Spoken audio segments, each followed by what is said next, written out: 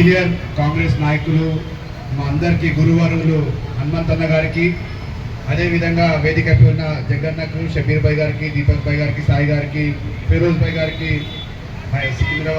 సికింద్రాబాద్ అధ్యక్షులు అయినటువంటి ఫసీవుల్లా గారికి, దీపక్ భాయ్ గారికి అందరికీ పేరు పేరు నమస్కారం తెలియజేస్తున్నాను.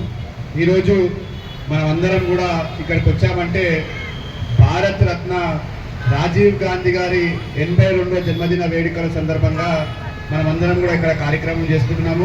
మరి మీ అందరికీ కూడా రాజీవ్ గాంధీ గారు ఎవరో ఒకసారి మనం అందరం కూడా ఆలోచించి చూసినట్లయితే, రాజీవ్ గాంధీ గారు మన నెహ్రూ గారు ఉన్నారా? ఎవరు నెహ్రూ గారు? ఫస్ట్ ప్రైమ్ మినిస్టర్ ఎవరు?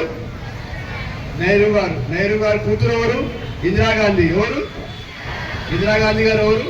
Prime minister, former prime minister. Rajiv Gandhi గారు ఇందిరాగాంధీ గారు కుమారుడు. ఎవరు?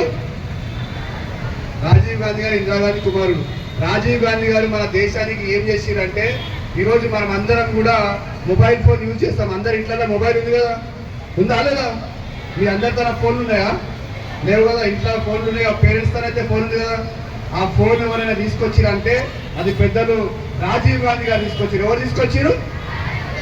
టెక్నాలజీ. ఇండియాకి టెక్నాలజీ ఎవరు తీసుకొచ్చారు అంటే రాజీవ్ గాంధీ గారు తీసుకొచ్చారు. కంప్యూటర్, ఇండియాకి ఫస్ట్ టైం కంప్యూటర్ ఎవరైనా తీసుకొచ్చారంటే అది మన పెద్దలు స్వర్గీయ రాజీవ్ గాంధీ గారు తీసుకొచ్చిన విషయం ఒకసారి మీరు అందరూ కూడా గుర్తుపెట్టుకోవాలి. ఇండియాకి ఫస్ట్ టైం కంప్యూటర్ ఎవరు తీసుకొచ్చారు? ఎవరు తీసుకొచ్చారు? రాజీవ్ గాంధీ. ఫస్ట్ టైం ఇండియాకి టెలికమ్యూనికేషన్ ఎవరు తీసుకొచ్చారు?